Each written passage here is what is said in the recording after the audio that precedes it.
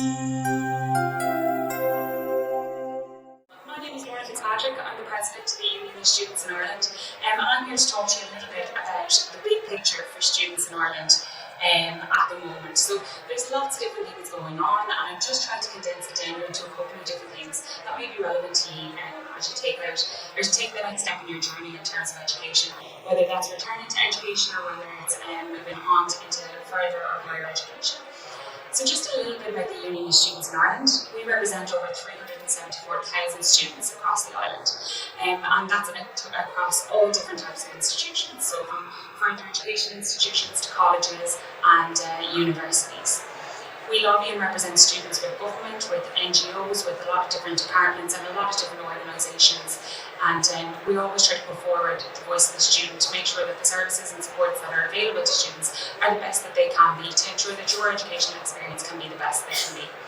We provide training and support to local students' union officers. So in whatever institution you go to, the first thing that I'd say to you to do is to walk in and try and find your students' union or who the student representatives are in that college, because they're students who can support you in your time in college. They've either been through the system themselves just very recently or are still students who are studying in that institution. So it's worth reaching out to try and find out who they are, because they've sat in the seats that you're going to be sitting in and they understand the situations that you're going to be in, so they can be great support to you, and we provide training to them.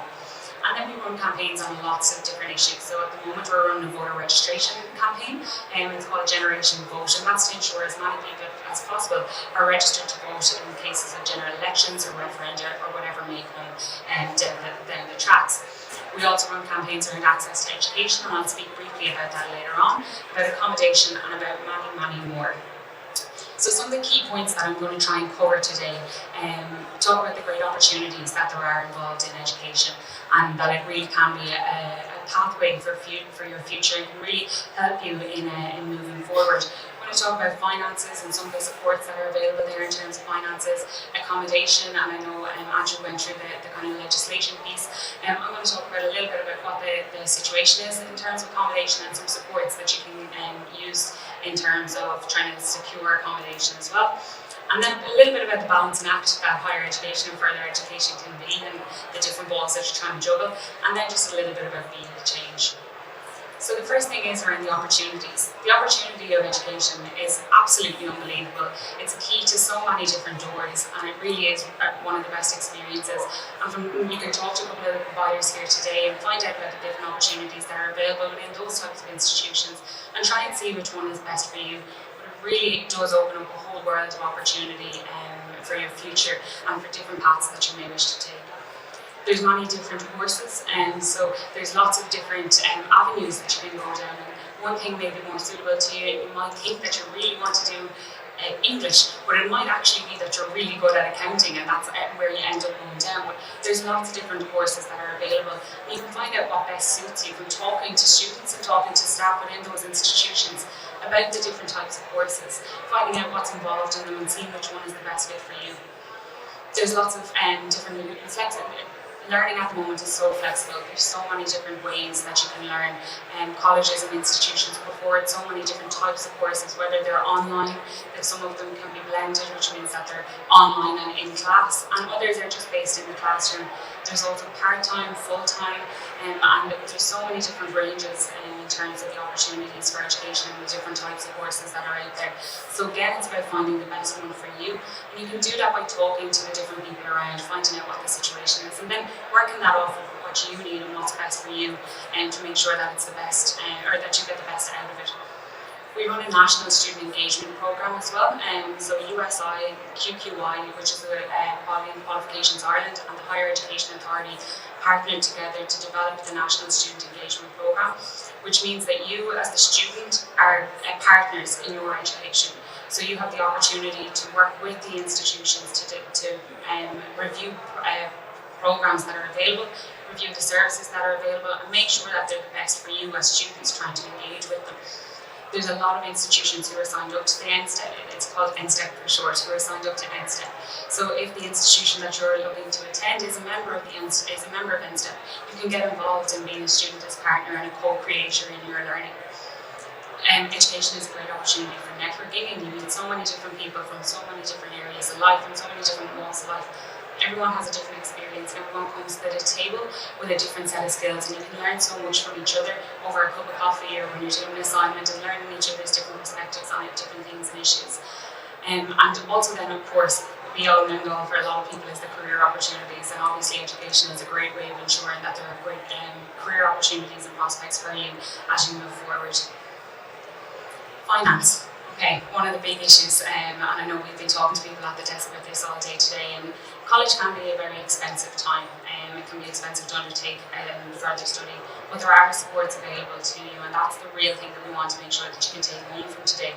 That it is a great opportunity, that it can be expensive, and you can see some figures in the booklets that you'll pick up or you see things online, but there are supports that are available to help you get through that. I don't know why that looks different. The supports is supposed to be over on the right hand side and the cost is supposed to be on the left. Sorry about that.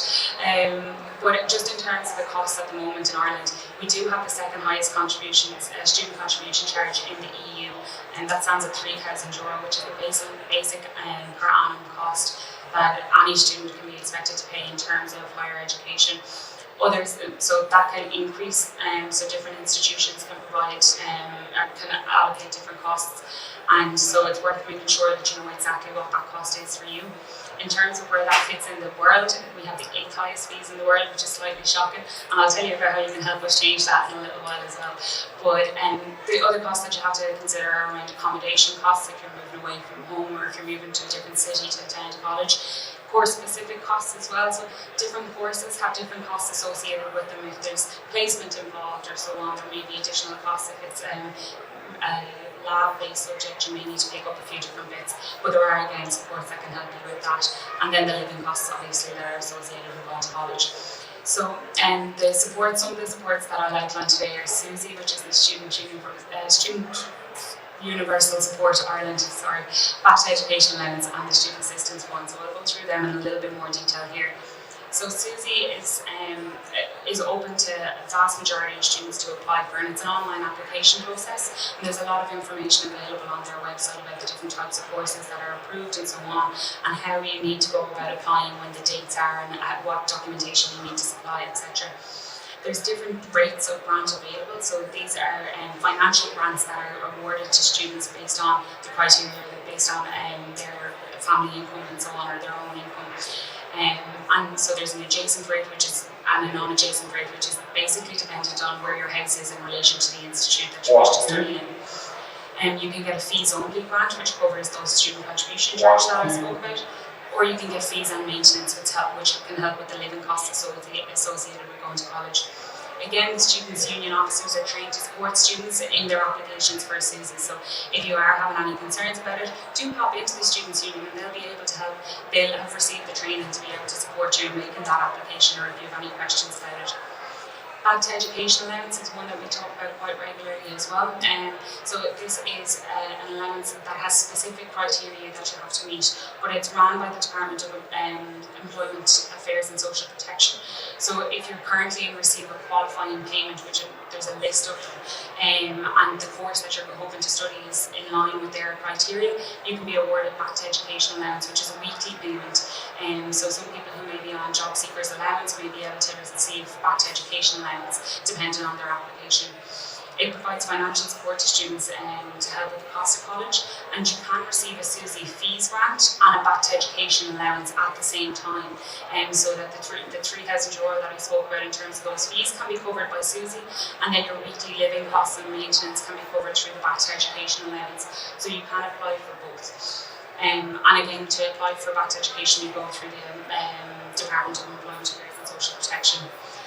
Student Assistance Fund is available in certain institutions, so I flagged it here if it is something that you can ask the institution about and see if it's available within it.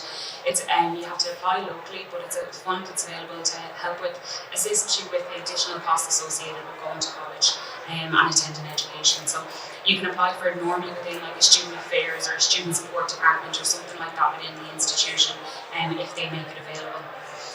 Accommodation is one that we talk about an awful lot as well, and I know it's not just a student issue, it's a broad issue in terms of the accommodation crisis. But some of the issues that affect students are around the and they vary depending on the different areas of the country that you're in. But in Dublin, I suppose cost is one of the most significant problems. Availability and standards and the type of tenancy, and Andrew kind of covered the type of tenancy earlier on in terms of whether it is a rental tenancy or whether you're seen as a licensee. So in that dig style accommodation, you're not classed as a tenant in the same way as you would be in a private rented accommodation. So we always try to flag that with people, because you don't have the same protections in dig style, which is living in the homeowner's home, as you would if you were renting private accommodation or purpose-built student accommodation. But again, there are supports that can help you with finding suitable accommodation. So your local students' union, again, is a great place to start. A lot of the time they'll put together an accommodation list of different providers in the area that may be suitable, and you can go off, call them and arrange bookings and viewings and so on. The college accommodation office is a great service as well. So each institution will have a separate accommodation office. You can find them online and they'll be able to give you support. A website that has that lists different dig style accommodation. We do it under the proviso that you don't have the same rental rights in dig style accommodation, but for some people who are struggling to find accommodation, they'll take the live in dig style accommodation. And there's also a list of different supports on the website, but also outlines some of your rights and responsibilities as a tenant as well. Obviously, threshold, and Andrew already gave you the presentation there, and the residential tenancy board can be another place to get support if you're having difficulty within your tenancy. It is a balancing act. I'm trying to juggle all the different priorities that you have as a student. Can be quite stressful at times, and it's just about trying to find the right way for you and trying to find the right balance for you. So a lot of students are trying to juggle their academic work, because of course going to college, that's the reason that you're there, is to get your qualification and to get your degree at the end of the day. So you need to ensure that that's your priority. But because of the costs associated with going to college, a lot of people have to work full time and study part time. So you're trying to juggle that. Co-curricular activities is another area. So these would have previously been referred to as extracurricular activities, but it's changed quite recently in that they're work that you do outside of the classroom, but that benefits you as an individual and benefit your educational experience and your career prospects and so on. So to get involved in clubs and societies, and each college will have different types of clubs and societies, but there's a lot of mature student societies or Erasmus societies, international societies, sports clubs, and so many different opportunities that you can get involved in. And again, that can help with the networking element. Obviously, people have family commitments as well, and other commitments outside of that. A lot of students are also carers and have so many different things going on. So it's about trying to find the right balance for you. But there are loads of people there to help you. Everyone who's in the institution and in the students' union wants you to be able to do the very best that you can do. So if you're struggling with anything or if you're unsure about anything, reach out and ask somebody, because they're all there to and they're all there to support you, and they all want to help you. So some of the supports that are available in different types of institutions, and again, each one is slightly different, so it's worth talking to them and finding out what they are. But all of them will most likely have a library of some kind. They'll have tutorials about how to use those services. Some of them have online libraries, and others have books that are available online and on campus. So each one is different. Talk to the staff in there, they'll be able to provide you with advice on how to use it. Academic writing is another one. If you have been away from education for a while, sometimes the Academic Writing Centre can be a support for people in knowing how to write that essay the right way and what's this referencing that they're talking about, how do I do this? And those academic writing services will be able to help you with that. Maths Centre, again, people are going back looking at different types of subjects, engineering and accounting and so on. Sometimes people need that additional support in terms of the maths centres that can be available on campus. Counselling services is another one, and you'll see a picture on the right hand side is where we launched the National Student Mental Health Report 2 weeks ago, and one of the key findings from that was that students really valued the counselling services that were available on their campus. So reaching out, because it can be a bit of a stressful time, the support is there for you on campus or in different institutions, so find out about it and how you can access it. Health centres, again, doctors and nurses, access offices and disability services are also available on campuses across the country. So reach out to the type of institution that you're looking for, they might be able to provide you with the details there. And also then local supports within the community. So there's an app called Positive Connections, it's the little plus signs connections on the App Store. App Store and Play Store. And you can download that free of charge. It's an app that USI brought out in partnership with the HSE last year, and it outlines the different services that are available on campus for different institutions, but also off campus in local areas. So you can click into it to select an institution and see the services that are available around that institution if it's partnered with the project. Then be the change.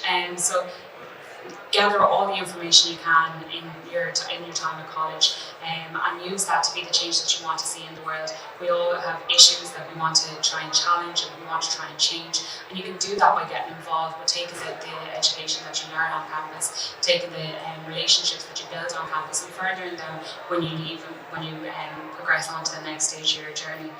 And one way that you can help us in some of the issues that we've outlined in terms of the cost associated with attending college and the cost of accommodation and availability of accommodation is joining our campaign called Break the Barriers. We have some leaflets down at the table that we can talk you through a little bit more, but on the 3rd of October we have a demonstration taking place in Dublin to highlight the issues in terms of access to education and the difficulty that students are faced with in terms of trying to access education, with the fees and with accommodation, the need of financial support reform and so on. So we can talk to you a little bit more in detail about that down at the table if anybody is interested.